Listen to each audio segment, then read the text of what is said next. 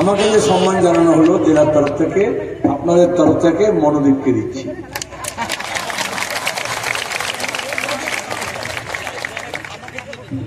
আসলে আজকে আমরা হয়তো লক্ষ্য তো মনোদীপ। সাথী সভাপতি, মঞ্চ বিশিষ্ট বামফ্রন্টের নেতৃবৃন্দ, জাতীয় কংগ্রেসের নেতৃবৃন্দ,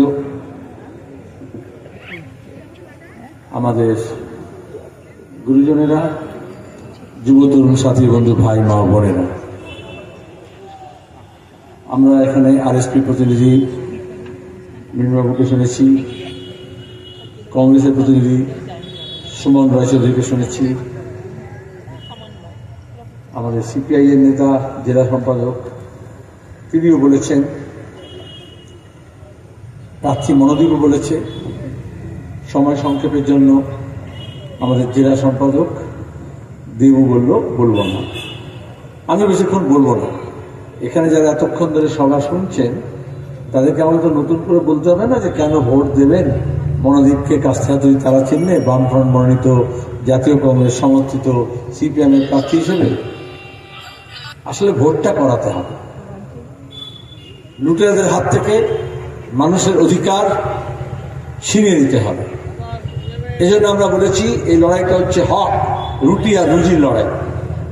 যেখানে বিজেপি তৃণমূল এটাকে ধর্ম, এটাকে মন্দির, এটাকে বুজরুকি, এটা মিথ্যা প্রতিশ্রুতি, নানান রকমের কথা বলছে, সেখান থেকে সরলে হবে না। এই যে সুমনবাবু বললেন, আসতে গিয়ে দেখলেন এক্সট্রা কনস্টিটিউশনাল অথরিটি, ঘোষিত মুখ্যমন্ত্রী একজন আছেন, কিন্তু যার আসামি হওয়ার কথা, যার কয়লা পাচারের চার্জশিট থাকার নাম থাকার কথা, যার শিক্ষক নিয়োগের দুর্নীতির জন্য জেলে যাওয়ার কথা, তাকে যদি 500 তৃণমূল থাকে তো 2000 পুলিশ ঘিরে রাখে। তবে উনি ভালো কথা বলেছেন যে আকাশের দিকে তাকিয়েছিল গালে হাত দিয়ে। কেন জানেন? এখন আমাদের তিথি অনুযায়ী আকাশের যে চাঁদ সেটা এখন পূর্ণচন্দ্র নয়, অর্ধচন্দ্র। মুর্শিদাবাদে দেখেছেন ভোটে বুথে ভূত তাড়ানোর জন্য অর্ধচন্দ্র লাগে। তো তৃণমূলে এখন সব নেতারা এই কদিন আকাশের চাঁদের দিকে তাকিয়ে আছে যে সেটা কবে ঘাড়ে পড়বে অর্ধচন্দ্র। দেখছেন আপনি? আমি দেখতে পাচ্ছি, আপনারা দেখতে পাচ্ছেন তো? ঠিক এরকম তো হবে লড়াই। পেছনে যারা আছেন হবে লড়াই, একসঙ্গে হবে, কারণ গোটা দেশ বাঁচাতে হবে। অনেকে বলে বামফ্রন্ট আর কংগ্রেস কেন একসঙ্গে হলো, মোদী মমতা খুব গোসা হয়েছে, তাদের কিছু পেটুয়া দালালদেরও। আসলে দেশে আগুন লেগেছে। আপনার পাড়ায় মহল্লায় যদি আগুন লাগে দমকল আসতে দেরি হয়, পুলিশ তারও পরে আসে। পাড়া মহল্লার লোকজন, ডানপিটে ছেলে, তারা নেমে পড়ে আগুন বোঝাতে। আচ্ছা, তখন যখন আগুন আগুন করে চিৎকার করে, কেউ দেখে কে সিপিএম, কে কংগ্রেস, কে তৃণমূল, কে বিজেপি, কে ইস্ট বেঙ্গল, কে মোহনবাগান, কে কাকে বিয়ে বাড়িতে নেমন্তন্ন করেছিল, কে কবে আসেনি, তখন কে জল নিয়ে এসছে আগুন নেভাতে, আর কে পেট্রোল আর কেরোসিন তেল নিয়ে এসছে আগুন বাড়াতে। এইটাই একমাত্র দেখতে হয়। আজকে এখানে বামফ্রন্ট এবং কংগ্রেস আমরা দেশের আগুন নেভানোর জন্য এসেছি। কিছু লোক দেশে আগুন লাগাচ্ছে। মণিপুর উদাহরণ, 1 বছর 6 দিন হলো প্রতিদিন দাঙ্গা হচ্ছে। মণিপুরে মেতিও ছিল, নাগাকুকিও ছিল, তাহলে কেন হাঙ্গামা হচ্ছে, খুন হচ্ছে, নারী নির্যাতন হচ্ছে, কেন রেপ হচ্ছে, কেন AK-47 নিয়ে বিজেপি হয়ে ভোট লুট করেছে? কারণ জাত পাত, ধর্ম, বর্ণ, ভাষা নিয়ে রাজনীতি করা হচ্ছে, মানুষের ঐক্যের মধ্যে ফাটল ধরানো হচ্ছে। ডাবল ইঞ্জিনের সরকার আছে বিজেপি। এখানে আমরা যারা ভোট লুটের কথা বলি তৃণমূলের, মণিপুরে আমরা দেখলাম AK-47 নিয়ে ভোট লুট করছে বিজেপি। শুধু স্কেলটা তফাৎ। যে বলে না এখানে চোর ওখানে ডাকাত, এখানে প্রধানমন্ত্রী এসে বড় বড় কথা বলে গেলেন, এখন দাঁড়িয়ে এখানে এসে বলছেন ঠাকুর রামকৃষ্ণ পরমহংসদেবের কথা। ঠিকই, হুগলি মানুষের গর্ব, বাংলা মানুষের গর্ব। এই জেলাটা রামকৃষ্ণের, এই জেলাটা রাজা রামমোহনের। অথচ এই সব নাম বলিয়ে দিয়ে গোটা দেশে শুধু জয় শ্রীরাম করে বেড়াচ্ছে। এখানে এত সব কথা বলার পরে বলেছেন, বাড়ি বাড়ি গিয়ে বলে দেবেন মোদিজি জয় শ্রীরাম বলেছেন। এইগুলো বুঝবুঝি, এইগুলো বুঝবুঝি। রামকৃষ্ণের কথা, যত মত তত পথ। গণতন্ত্র এবং ধর্মনিরপেক্ষতার এর চেয়ে বড় সহজ সরল শিক্ষা হতে পারে না। আর তার ঠিক উল্টোটা করছেন। কার কি পোশাক, কার কি খাবার, কার কি বুলি, এই নিয়ে মানুষকে ভাগ করা হচ্ছে। আমরা স্বাধীনতা আন্দোলনের সময় বলেছিলাম, নানা ভাষা, নানা মত, নানা পরিধান, বিবিধের মাঝে দেখো মিলন মহান। এই বৈচিত্র্য, এই বৈচিত্র্যকে আমাদের স্বীকার করে নিতে হয়, তাকে সেলিব্রেট করতে হয়। আরএসএস সান পরিবার এই বৈচিত্র্যকে মানে না, তাকে ধ্বংস করছে। কেন কেউ আমিষ হবে, কেন কেউ নিরামিষ থাকবে? তাহলে যারা আমিষ আছে তাকে হত্যা করো। প্রথমে শুরু করেছিল কে গরু খায়, তারপর এখন বলছে কে মাছ খায়, সেটাও চলবে না। আমাদের এখানে যারা বসে আছেন, মহিলারা কেউ শাড়ি পরেছেন, কেউ সালোয়ার পরেছেন, কেউ চুড়িদার পরেছেন, কেউ জিন্স পরেছেন, কেউ ধুতি পরেছি, কেউ লুঙ্গি, কেউ প্যান্ট, কেউ পায়জামা। একটা টানেল ভিউ করার চেষ্টা করা হচ্ছে। একরকম হতে হবে, একরকম করতে হবে। তাহলে আমাদের বৈচিত্র্যে যাবে কেন? গণতন্ত্র মানে হচ্ছে আলাদা আলাদা মত, আলাদা আলাদা পথ থাকবে। কংগ্রেস এবং কমিউনিস্ট, উনি বললেন সুমন বাবু, আপনারা সবাই জানেন স্বাধীনতা আন্দোলনের সময় থেকে আমাদের মতাদর্শগত অমিল আছে। স্বাধীনতার পরেও আছে, ভবিষ্যতেও থাকবে। স্বাধীনতা আন্দোলনের সময় বিতর্ক হতো, অহিংস পথে হবে না সহিংস পথে হবে, কিন্তু লক্ষ্যটা এক ছিল, সাম্রাজ্যবাদীদের তাড়াতে হবে, দেশটাকে স্বাধীন করতে হবে, চন্দননগরকে স্বাধীন করতে হবে। তাহলে সেখানে দাঁড়িয়ে লক্ষ্য যখন এক থাকে, মত পথ আলাদা হলেও কোথাও কোথাও এসে মেলে। তাহলে আজকে দেশে যখন আগুন লেগেছে, সেই আগুন নেভানোর জন্য আমরা একসঙ্গে হয়েছি।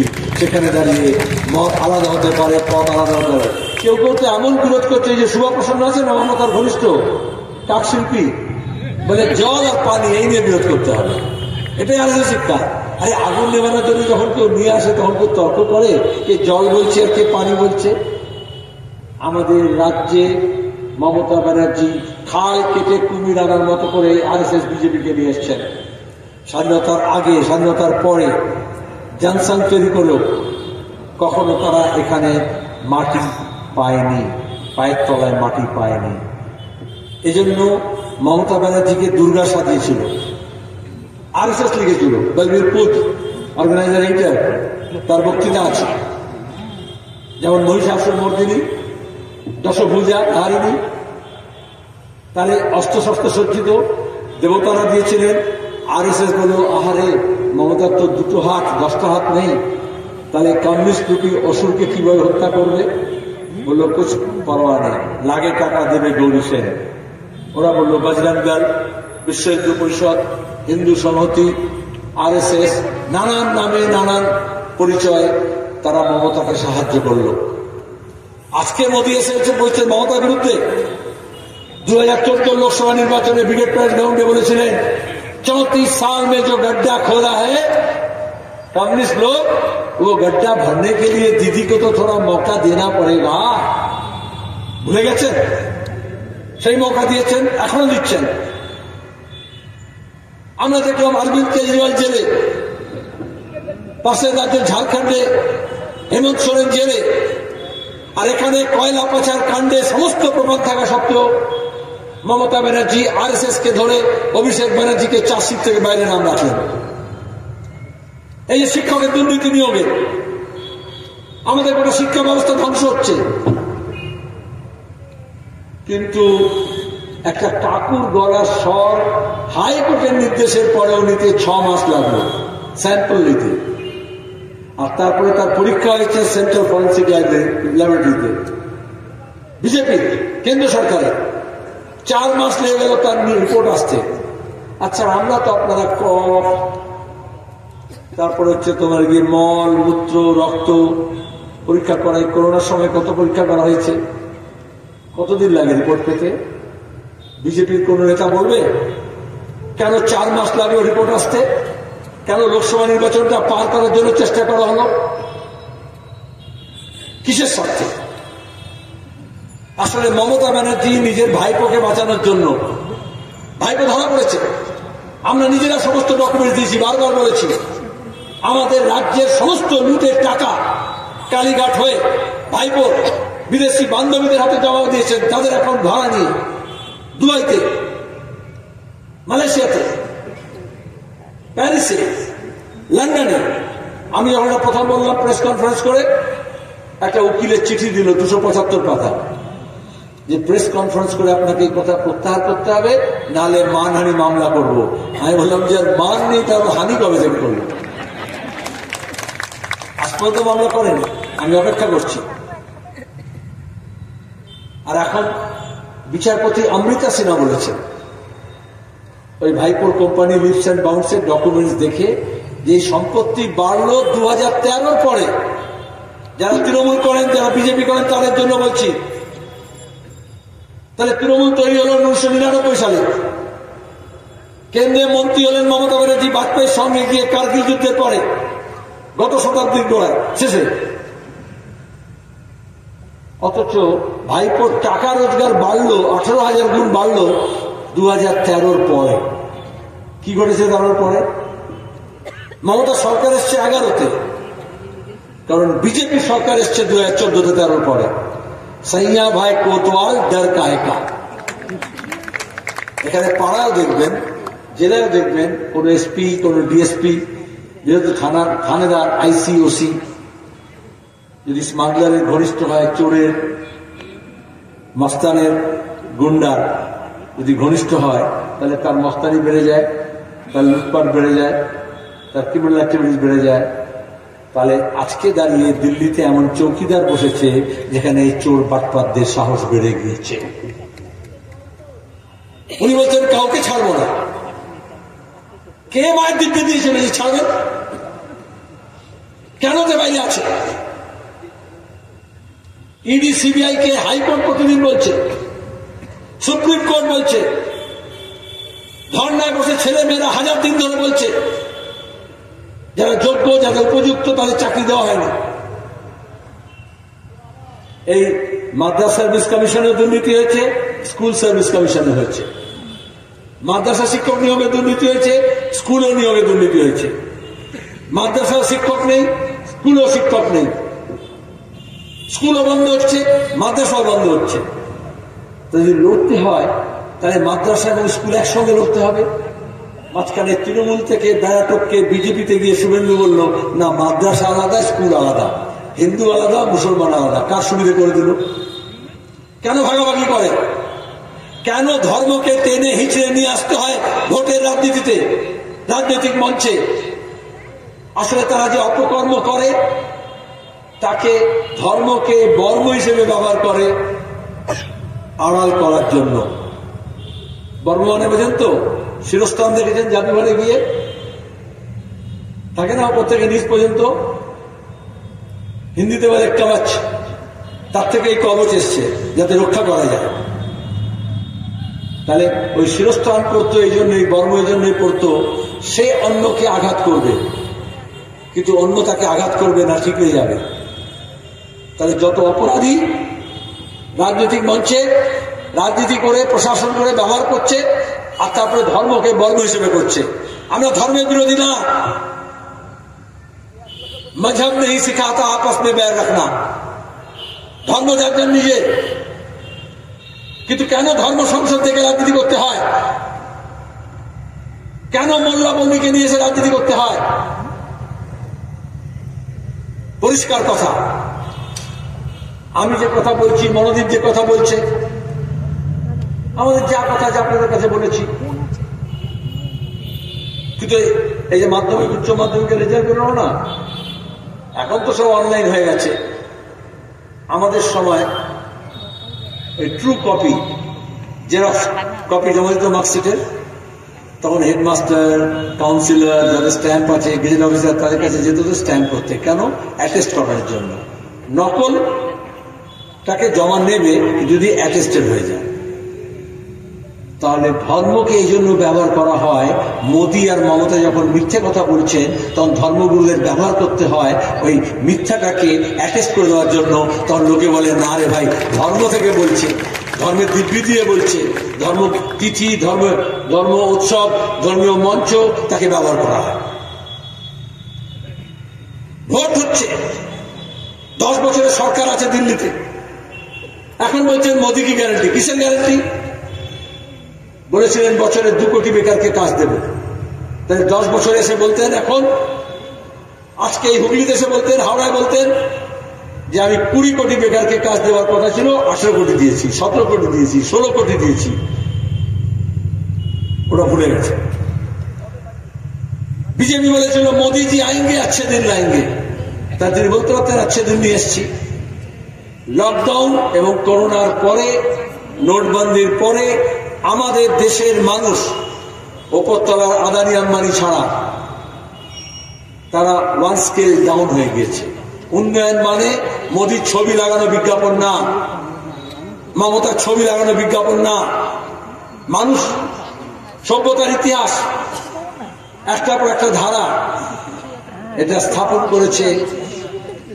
উন্নয়ন মানে হচ্ছে আমার আগের প্রজন্ম যেরকম ঘর বাড়িতে থাকতো, যেরকম যানবাহনে চলতো, যেরকম সড়কে যেত, যেরকম তার পানীয় জলের কোয়ালিটি ছিল, তার যতটা শিক্ষা হয়েছিল, তার যতটা রোজগার হতো, তার থেকে আমি পরের প্রজন্ম তার থেকে এক ধাপ পরে এগিয়ে আসবো। যেমন স্কুলে হয় না 2 থেকে 3, 3 থেকে 4, মাধ্যমিক থেকে উচ্চ মাধ্যমিক। মোদির জমানায় শুধুমাত্র লকডাউন আর নোটবন্দির পরে নিম্নবিত্ত, মধ্যবিত্ত, প্রান্তিক মানুষ, খেটে খাওয়া মানুষ, দিনমজুর, ক্ষেত মজুর, বেকার ছেলে মেয়ে, কৃষক, শ্রমিক, সে ঠিকা শ্রমিক হোক, স্কিম ওয়ার্কার হোক, সে মাইনে করা লোক হোক, তাদের সবার এক ধাপ 1 স্কেল ডাউন হয়ে গিয়েছে। যে রোজগার করতো, যে দোকানদারি করতো, যে হকারি করতো, তাকে জিজ্ঞেস করুন। তাহলে কিসের উন্নয়নে বিজ্ঞাপন? মোদী বলছে বিকাশ আর মমতা বলছে উন্নয়ন। তফাৎ কি? একই ভাষা, শুধু ভাষান্তর করেছে। আমরা বলছি বিকল্প একটা দিতে হবে দেশকে, কারণ দেশে লুট হচ্ছে। এমন নয় যে সবার অবস্থা খারাপ হচ্ছে। আপনাদের আশেপাশে দেখবেন তৃণমূলের, বিজেপির নেতাদের আঙুল ফুলে কলা গাছ হয়েছে, রসে টইটুম্বুর হয়েছে। গোটা দেশে একচেটিয়া পুঁজিপতি, মাল্টিন্যাশনাল কোম্পানি, তারা মুনাফার পাহাড় জমাচ্ছে। আপনি ভেজাল ওষুধ খেতে বাধ্য হচ্ছেন, আপনি বেশি দামে জীবনদায়ী ওষুধ কিনছেন। আগে ছিল নিয়ন্ত্রণ, সব নিয়ন্ত্রণ তুলে দেওয়া হয়েছে। আপনাকে বলছে হাসপাতালে চিকিৎসা হবে না, আপনাকে ইন্স্যুরেন্স করতে হবে, হেলথ ইন্স্যুরেন্স। সরকারের দায়িত্ব ছিল চিকিৎসার, তার উপরে আপনি ইন্স্যুরেন্স করবেন, তার উপরে জিএসটি লাগাবে, অর্ধেকটা মোদী নেবে, অর্ধেকটা মমতা নেবে। আপনি হোটেলে খাবেন 18% জিএসটি। আপনি 4 জন বন্ধু মিলে গেছেন বা ছেলে মেয়েদের নিয়ে গেছেন, আপনি জানেন না ঘাপটি মেরে মাঝখানে মোদী আর মমতাও খেয়ে নিয়েছে, তার বিলটাও আপনাকে দিতে হচ্ছে। এটা হচ্ছে জিএসটি। আপনার কাছ থেকে যখন আদায় করছে পেট্রোল, ডিজেল, কেরোসিন তেল, বিদ্যুতের মাসুল বাড়তি, আপনার কাছ থেকে যখন খাদ্যদ্রব্যের বাড়তি দাম দিয়ে আপনাকে আদায় করছে, আপনি যা কিনবেন, যা খাবেন, যা পরবেন, তাকে বাড়তি আপনার দিতে হচ্ছে। ব্যয় বেড়ে গেছে, আপনার আয় কমে গেছে। কিন্তু এটা সরকার বিজ্ঞাপন দিয়ে বলছে না। ভোটের সময় কি বলছে? দেখো আয়ুষ্মান ভারত, এ বলছে স্বাস্থ্য সাথী কার্ড, বলছে না? এ বলছে কৃষক সম্মান পেনশন, এ বলছে আমি দিচ্ছি এই ভাতা। আচ্ছা, সবই যদি দিতে থাকে তাহলে মানুষের এত কষ্টকর জীবন কেন হচ্ছে? জাতীয় সঞ্চয় কমে গেছে, আমাদের সাধারণ মানুষের অ্যাভারেজ সঞ্চয় কমে গেছে গত 10 বছরে। ব্যাংকে সঞ্চয় কমে গেছে, আর এখন এই সপ্তাহের খবর হচ্ছে রিজার্ভ ব্যাংকের সঞ্চয় তলানিতে চলে গেছে, আর দেশ নাকি অনেক উন্নতি করছে। বলেছিল মোদী যখন আসবে ডলারের দাম 40 টাকা হবে, আর এখন কত হয়েছে? দ্বিগুণের বেশি হয়ে গেছে। বলেছিল পেট্রোলের দাম 40 টাকা হবে, এখন 100 পার হয়ে গেছে। যখন বামফ্রন্ট সরকার ছিল, আপনি কেরোসিন তেল কত টাকা লিটারে কিনতেন, খাবার তেল কত টাকা লিটারে কিনতেন, আর এখন কত টাকা লিটারে কেনেন? যখন মনমোহন সিং এর সরকার চলে গেল, তখন পেট্রোল ডিজেল কত লিটার ছিল, আর এখন কত টাকা লিটার? কে কাকে শেখাচ্ছে? এইগুলো বলবে না বলে বুজরুগি করছে। তখন বলছে আমি রাম মন্দির বানিয়ে দিয়েছি। আচ্ছা, আমরা বলছি তুমি সরকারি কাজটা করো। তুমি বলেছিলে বিদেশ থেকে কালো টাকা নিয়ে আসবে, কিন্তু এই তো 14-15 লাখ ইভি মিলেগা। কোথায় গেল সে টাকা? এখনো কিছু ভক্ত আছে, সকালে উঠে যখন ফজরের আজান হয়, মসজিদে যাওয়ার আগে, মন্দিরে যখন ঘণ্টাধ্বনি হয়, গঙ্গা স্নানে যাওয়ার আগে, মন্দিরের দিকে যাওয়ার আগে, ওই যে জনধন যোজনার জিরো ব্যালেন্সের পাসবুক বানিয়েছিল না, ওইটা খুলে দেখে মোদী কি গ্যারান্টি। মোদী যখন বলেছিলেন 14-15 লাখ টাকা দেবেন, অন্তত 14-15 হাজার টাকা তো এসছে কিছু। আগের গ্যারান্টি ফেল করলো, বলেছিল কৃষকের আয় দ্বিগুণ করবে। মমতা বলেছিল আমি 3 গুণ করে দিয়েছি। আর কৃষক লড়াই করছে রাস্তায় দাঁড়িয়ে প্রতিদিন তার ফসলের দামের জন্য, তার সারের জন্য, তার বীজের জন্য, তার সেচের জন্য। এইখানেই হচ্ছে বুজরুগি। আমরা এই জন্য বললাম ওই উপরের হইচই না, হেলিকপ্টার, প্লেন, টাকা পয়সা, ইলেকট্রাল বন্ড, তার বদলে আপনি আপনার পরিবারের দিকে তাকান, আপনার অবস্থার দিকে তাকান। আয় কমেছে, আয়ের স্রোত কমেছে, ব্যয় বেড়েছে। তার একটা বিকল্প চাই। জাতীয় কংগ্রেসের ম্যানিফেস্টো এবং বামপন্থীদের নির্বাচন ইশতেহার, সিপিএম ইশতেহার আপনাদের সামনে আছে। আমরা কি করেছি আপনাদের সামনে আছে। কখনো আমরা বুজরুগি করিনি। 34 বছর ধরে এই রাজ্যকে তিল তিল করে গড়ে তুলেছি। আজকে তার সর্বনাশ হচ্ছে। আমরা ভূমি সংস্কার করেছিলাম, বলেছিলাম লাঙল যার জমি তার। আর সন্দেশখালী করে চিৎকার করছে যারা, বিজেপি তৃণমূল মিলে এমন অবস্থা করেছে, এখন বলছে টাকা যার জমি তার। আমরা বলেছিলাম জাল যার জল তার। এখন আমাদের খাল, বিল, নদী, নালা, পুকুর, দিঘি, পুষ্করণী সব বুঝিয়ে দিয়ে সর্বনাশ করেছে। এখন বলছে বন্দুক, গোলা, বারুদ যার, ভেরিগুলো তার। পুরো রিভার্সাল হচ্ছে। আমরা নতুন নতুন স্কুল কলেজ খুলেছিলাম, এখন স্কুল বন্ধ হচ্ছে। মোদী সরকার বলেছে 2035-এর পরে সরকারি পৃষ্ঠপোষকতায় কোনো শিক্ষা প্রতিষ্ঠান থাকবে না। আজকে কেন্দ্রীয় এবং রাজ্য বিশ্ববিদ্যালয়ের ভাইস চ্যান্সেলর নিয়োগ হচ্ছে না, বেছে দেওয়ার আগের লক্ষণ। স্কুলের নিয়োগের দুর্নীতি আপনারা সবাই জানেন। আমরা লড়াই করছি, শিক্ষাটাকে বাঁচাতে হবে। আমরা লড়াই করছি, স্বাস্থ্যটাকে বাঁচাতে হবে। কিন্তু শুধু রাস্তার লড়াই দিয়ে হবে না, আমাদের পার্লামেন্টে, আমাদের বিধানসভায় মানুষের কথা গিয়ে বলতে হবে, ছোট ছোট ছেলে মেয়েদের কথা বলতে হবে, নারী অধিকারের কথা বলতে হবে, তাদের সম্মানের মর্যাদার কথা বলতে হবে। ওরা বলল না, কংগ্রেস মুক্ত ভারত আর কমিউনিস্ট মুক্ত বাংলা বলেনি।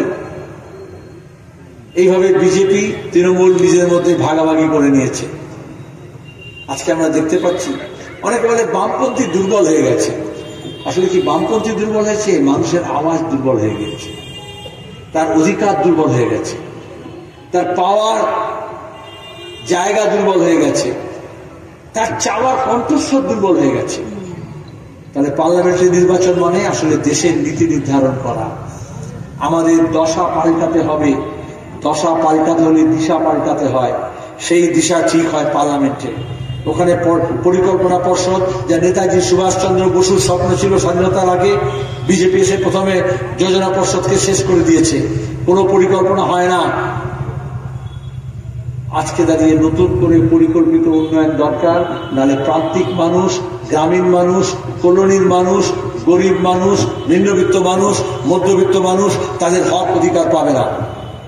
ওরা যখন উন্নয়নের অধিকার কেড়ে নিচ্ছে, তেমনি আপনার কথা বলার অধিকার, ভোট দেওয়ার অধিকারও কেড়ে নিচ্ছে। এখানে যেমন এরা পঞ্চায়েত বিরোধী শূন্য করতে চেয়েছে, পুরসভা বিরোধী শূন্য করতে চেয়েছে, ওরা এরকম পার্লামেন্ট বিরোধী শূন্য করতে চেয়েছে। মানুষ বলেছেন না। আর সেই জন্য দেখবেন 3 দফার ভোট হয়েছে। 3 দফার ভোটেই বিজেপি তৃণমূলের দফা রফা হয়ে গিয়েছে। আমি নিজে মুর্শিদাবাদ কেন্দ্রে প্রার্থী ছিলাম, যেখানে বলল কালকে ভোট আছে বহরমপুরে অধীরবাবু, তৃতীয় দফার ভোট মালদার দুটো, মুর্শিদাবাদের দুটো, লিখে দিন ওই 4টি আসনে 4টি বাম এবং কংগ্রেসের। সেজন্য এখন ওরা আবল তাবল বলতে শুরু করেছে। এরপরে আগামীকাল ভোট হবে নদিয়ায়, বীরভূমে এবং 2 বর্ধমানে। তলা থেকে, পায়ের তলা থেকে মাটি সরে গেছে তৃণমূলের। ওখানে আর চড়ান চড়ান ঢাক বাজাবার কথা যে অনুব্রত বলেছিল আর গুড় বাতাসার কথা বলেছিল, সে এখন তিহার জেলের মধ্যে আছে। এইরকম লোকজন ছাড়া তৃণমূল চলতে পারে না। আর এই জন্য তৃণমূল পঞ্চায়েত নির্বাচনে দেখিয়েছে পুলিশ এবং প্রশাসনকে ব্যবহার করে ভোট করে। আমরা বলেছি কত লজ্জার কথা, রাজ্যের পুলিশ বুথের ধারে কাছে থাকবে না, আমরা মাইনে করে তাদেরকে পুষছি। কিন্তু মমতা ব্যানার্জি পুলিশ মন্ত্রী হওয়ার পরে এমন দলদাস তৈরি করেছে যে লোকেদের বলছে পুলিশ যদি না থাকে তাহলে শান্তিতে ভোট হয়। মুর্শিদাবাদে শান্তিতে ভোট হয়েছে? শান্তিতে ভোট হয়েছে? কোন রক্ত ছাড়া ভোট হয়েছে? ওরা ঘাবড়ে গিয়েছে, পরে বোমা টোমা ফাটাচ্ছে, কিন্তু ভোটের দিনে কাউকে ডানা ঝাপটাতে দেওয়া হয়নি। মমতা ব্যানার্জি গিয়ে বললেন মোহাম্মদ সেলিম বাজ পাখি। আমি বললাম হ্যাঁ, বাজ পাখির খুব তীক্ষ্ণ দৃষ্টি থাকে। কারুর বাড়ির ঘুলগুলিতে, কারুর গাছের ডালে থাকে না, পাহাড়ের উঁচুতে বাজ পাখি বাসা বানায় নিজের, এবং তারপরে সে শিকার করতেও জানে। মমতা ব্যানার্জি পরিষ্কার,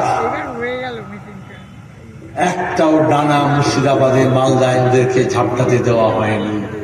এবং কালকেও কৃষ্ণনগরের মানুষ, রানাঘাটের মানুষ, বীরভূমের মানুষ, বোলপুরের মানুষ, আসানসোলের মানুষ, দুর্গাপুর বর্ধমানের আর বর্ধমান পূর্বের মানুষ নিজের ভোট নিজে দেবেন। সকাল সকাল উঠে গিয়ে দেবেন। ওই মস্তানরা যারা মদ খেয়ে মদ অন করে তার আগেই তাদেরকে বুথে মদ অফ করে দিতে হবে এবং ভোট দিতে হবে। আপনাদের তাই বলছি, এখানে আমি ভোট দিতে বলছি না। আগামী কয়েকদিন আপনারা আমাদের কথা বলবেন, টেলিভিশন চ্যানেল বলবে না। ইলেকট্রাল বন্ডের টাকা নিয়ে টেলিভিশন সেট আপনার, কেবল টিভিতে আপনি ভাড়া দেন, কিন্তু ওই কোম্পানিগুলো আগেই বিজেপি আর তৃণমূলের কাছে তাদের স্ক্রিনটা বেঁচে দিয়েছে। Half screen BJP, half screen Trinamool. Electoral bond টাকার কথা বলছে, কিন্তু আপনাকে ওই প্রচার যন্ত্র থেকে, ওই বিজ্ঞাপনের থেকেও মানুষের কথা অনেক বেশি দামি। চায়ের দোকানে, রাস্তায় ঘাটে, পাড়ায় মহল্লায়, খাবার টেবিলে, আপনার নিজের ঘরের মা বোনেদের সঙ্গে, একজন দোকানদার একজন খদ্দেরের সঙ্গে, একজন গাড়ি চালক নিজের প্যাসেঞ্জারের সঙ্গে কথা বলতে হবে। ওরা সন্ত্রাস এই জন্যই করেছিল, জ্যোতিপ্রিয় মল্লিক এই জন্যই বলেছিল যদি চায়ের দোকানে, নেমন্তন্নের বাড়িতে যদি সিপিএম থাকে তাহলে উঠে যাবে, কথা বলবে না। কারণ তারা জানতো সিপিএম থাকলে চোরকে চোর বলবে, দাঙ্গাবাজকে দাঙ্গাবাজ বলবে। এই জন্য ওরা আমাদের কণ্ঠ রোধ করতে চেয়েছিল। আজকে শুভেন্দুর বিরোধী নেতা AK-47 বন্দুক নিয়ে এসে কিষানজির বোমা আর ল্যান্ডমাইনকে সামনে রেখে বলেছিল মিদনাপুরে একটা লাল ঝান্ডা দেখা যাবে না, লাল কাপড়ের ন্যাকড়াও দেখা যাবে না। আজকে বাংলার মানুষ, খোদ মিদনাপুরেও সায়ন ব্যানার্জি আমাদের প্রার্থী, কত হই চই করে বিচারপতিকে প্রার্থী করেছিল, তাই তো? এখন মুখ বন্ধ হয়ে গিয়েছে। প্রতিদিন মানুষ নতুন করে আমাদের সঙ্গে জড়ো হচ্ছে। এখানে যেমন মনোদীপ ক্যান্ডিডেট, পাশে হচ্ছে দীপশিতা। আমাদের প্রার্থী তালিকা দেখুন, আমরা মাত্র কয়েকজন অভিজ্ঞ 3 জন, 23 জন সিপিআইএম এর প্রার্থী, তার মধ্যে 20 জন ঝরঝরে নতুন। বিজেপি তৃণমূলের কাছে এত কথা বলে, নতুন কাউকে খুঁজে পেল না। হয় টলিউড থেকে খুঁজেছে, নয় বলিউড থেকে খুঁজেছে, এখনো হলিউড বাকি আছে। Fresh crops.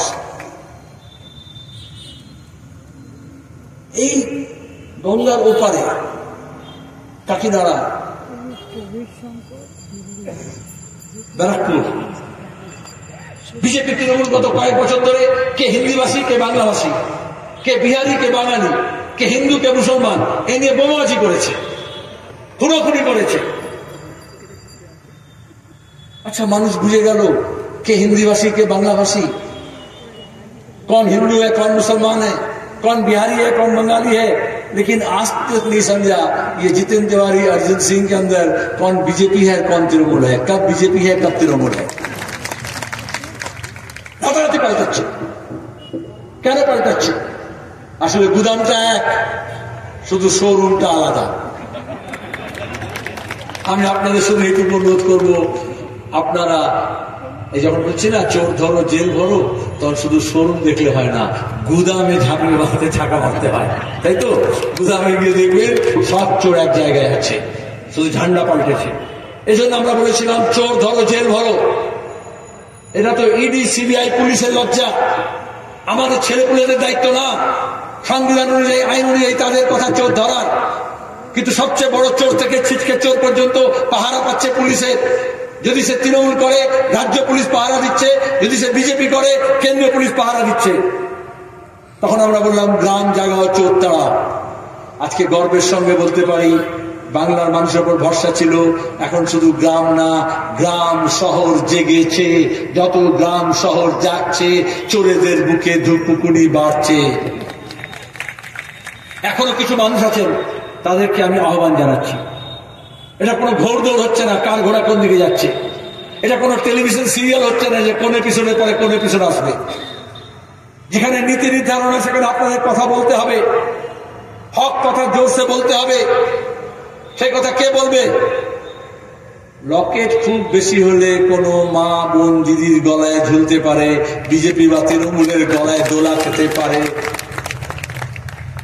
মাঝে মধ্যে বিয়ে বাড়ির অনুষ্ঠানে যেরকম কিছু গয়না বার করা হয়, সেরকম এখানেও 5 বছরে এমপিকে ওরকম মাঝে মধ্যে কোনো অনুষ্ঠানে দেখেছেন মানুষের জীবনের জীবিকার সংগ্রামে লড়াইয়ে তাদের সমস্যার সময় দেখেননি।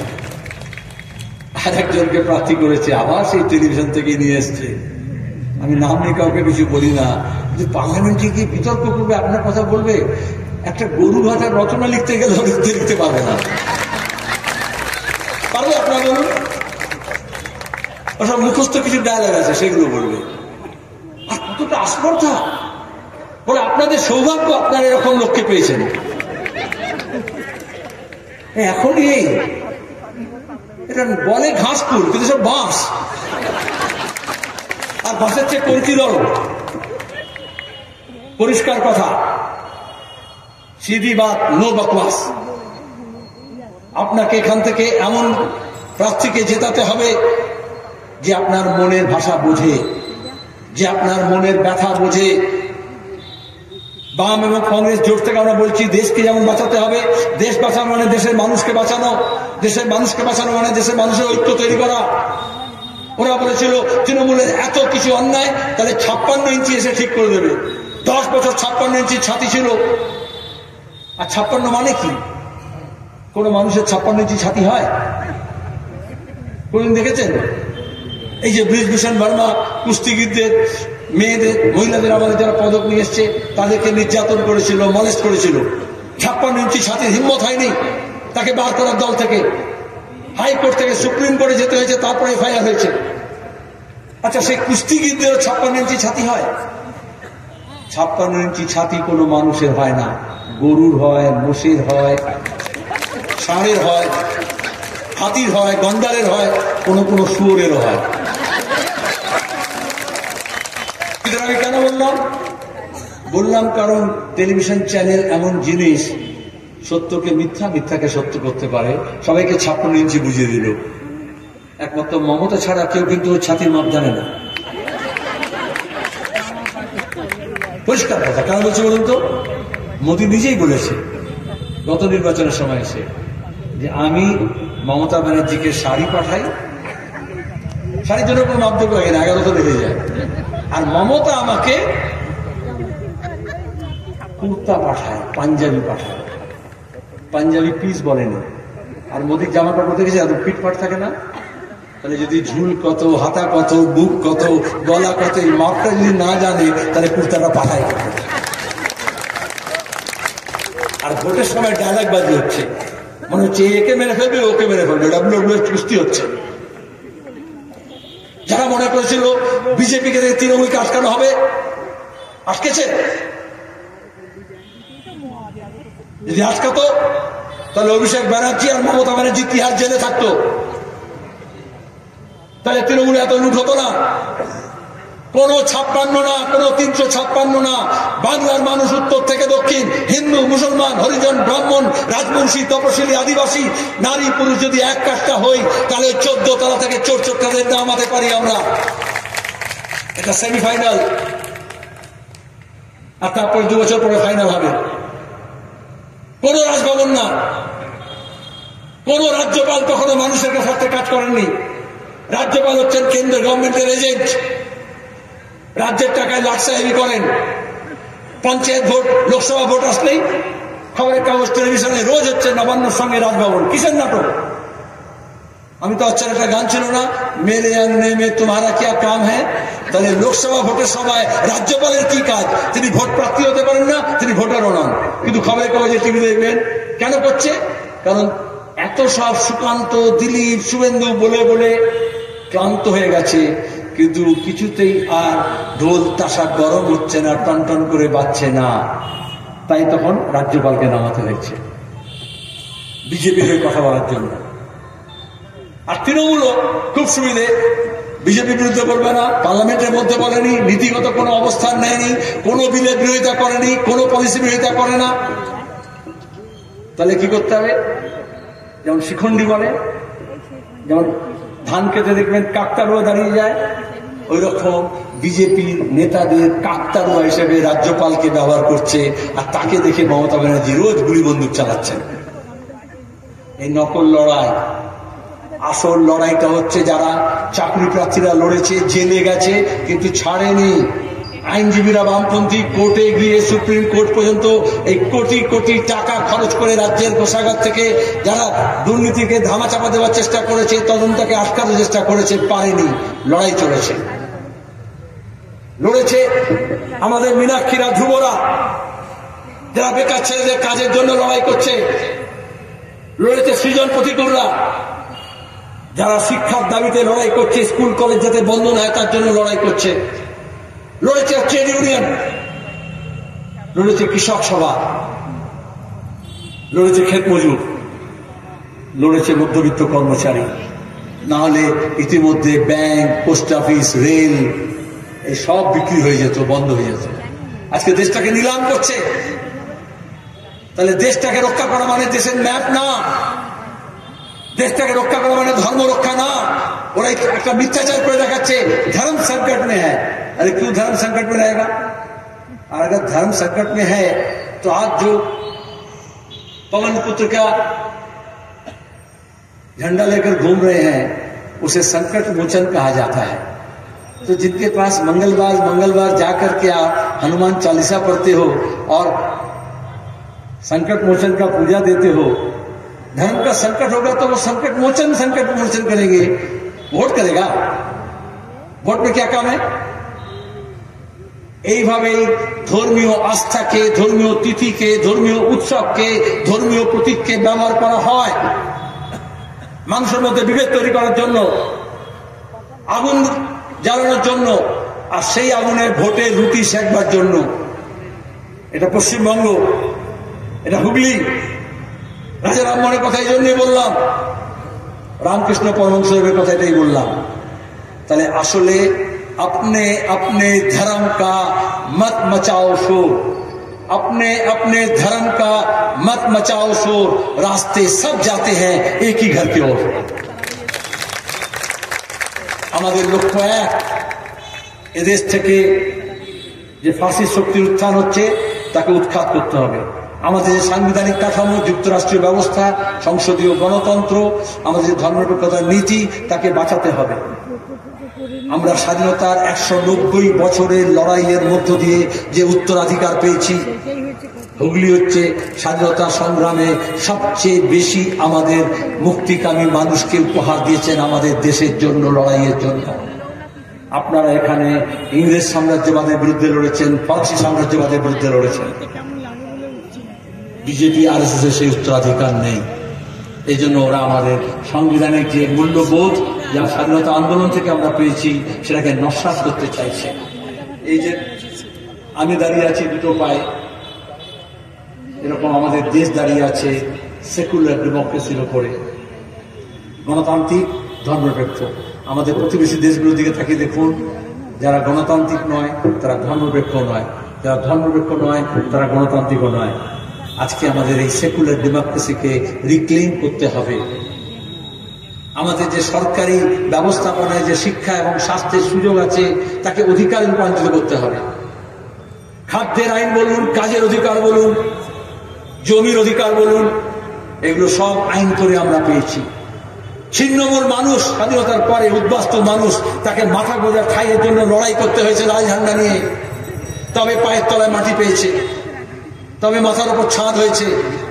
আর আজকে তাদেরকে বলছে বাংলাদেশে অনুপ্রবেশকারী শরণার্থী, নতুন করে নাগরিকতা। 2021-এর নির্বাচন বিজেপি আর তৃণমূল এই তামাশা করেছিল, বারবার সেটা হয় না। এবারও ভোটের সময় সিএনআরসি প্রশ্ন নিয়ে এসেছিল, কিন্তু তারপর কোথায় গেল? মানুষ নিজের অধিকার বুঝে নিতে চাইছে। এখানে দাঁড়িয়ে কোনো ভেদাভেদ চলবে না। কাজী নজরুল ইসলামের ভাষায়, হিন্দু না ওরা মুসলিম, ওই জিজ্ঞাসা কোনজন, কান্ডারি বলো ডুবিছে মানুষ, সন্তান মোর মা। মোদী আজকে এসে বললেন পরিবারের কর্তার কথা, উত্তরাধিকারের কথা। আচ্ছা বলুন তো, আপনারা যে পরিবারের যারা হেড, যারা কর্তা, তাদের প্রথম কাজ কি? পরিবারে যাতে শান্তি হয়। শান্তি কি দিয়ে হবে? পরিবারের যারা সদস্য আছেন তাদের মধ্যে যাতে মনোমালিন্য না হয়, তাদের মধ্যে যদি ঝগড়াঝাটি না হয়, এটাই তো চিন্তা। তাহলে মোদী যদি আমাদের দেশের পরিবারের মাথা হন, তাহলে তিনি আমাদের এখানে জাত পাত ধর্ম বর্ণের নানান রকমের যে মানুষ আছে, তাদের মধ্যে মেলবন্ধন হোক, সেতু বন্ধন হোক, জনবন্ধন হোক, সেটা চাইবেন? নাকি ধর্মের নামে উস্কানি দিয়ে, খাবারের উস্কানি দিয়ে, পোশাকের উস্কানি দিয়ে তাকে ভাগ করবেন? তাহলে কিরকম গৃহকর্তা? তাহলে আমাদের শান্তি চাই, আর শান্তির প্রথম শর্ত হচ্ছে ভোটটা শান্তিতে হবে। নির্বাচন কমিশনকে বলা হয়েছে অবাধ এবং সুষ্ঠু নির্বাচন হবে। আপনারা শান্তিতে ভোট দেবেন, শান্তি প্রতিষ্ঠা করবেন। আর একবার যদি শান্তি প্রতিষ্ঠা হয়, সন্ত্রাসকে আমরা রুখতে পারি, তাহলে দেখবেন এই পুলিশ ছাড়া তৃণমূলের কোনো অস্তিত্ব নেই।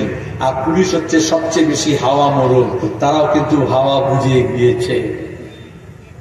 বুঝতে পারছেন? এখানে আমি আরো অনেক কথা বলতাম, আমি এটুকু বলবো, নির্ভয়ে, কোনো লোভ নয়, কোনো প্রলোভন নয়, কোনো ভয় নয়, কোনো গুজব নয়, আপনারা আপনাদের ভোট দেবেন। এখানে কাস্তে হাতুড়ি তারাই ভোট দেবেন। আর যেখানে কংগ্রেস প্রার্থী আছে তাদেরকে হাত চিহ্নে ভোট দেবেন। বামফ্রন্ট অন্যান্য শরিক আছে। ইতিমধ্যে আমরা প্রচার করছি, সর্বোচ্চ বাম এবং কংগ্রেস প্রার্থীকে আপনারা জয়ী করবেন। কারণ আমাদের দেশের এই শনির দশা কাটাতে হবে, আর সেটা আপনার ভোট দিয়ে হবে। সে কাজটা আপনারা করবেন। এবং লড়াইটার জন্য অনেক নতুন মানুষ এসছেন, তাদেরকে আমি অভিনন্দন জানাচ্ছি। যেখানে যাচ্ছি একটা ঢেউ উঠেছে, একটা ঝড় উঠছে। এবছর কালবৈশাখী বেশি হয়নি, বৈশাখ গিয়ে জ্যৈষ্ঠতে কিন্তু কালবৈশাখী হবে, এবং তারপরে সেই ঝড়ে বিজেপি এবং তৃণমূল খড়কুটোর মতো উড়ে যাবে। এই আস্থা রেখে, এই বিশ্বাস রেখে আপনাদের সবাইকে আমি অনুরোধ করছি, ভোটটা কিন্তু এবার জমিয়ে হবে, লড়াইটাও কিন্তু জমিয়ে হবে। হবে তো? ইনক্লাব।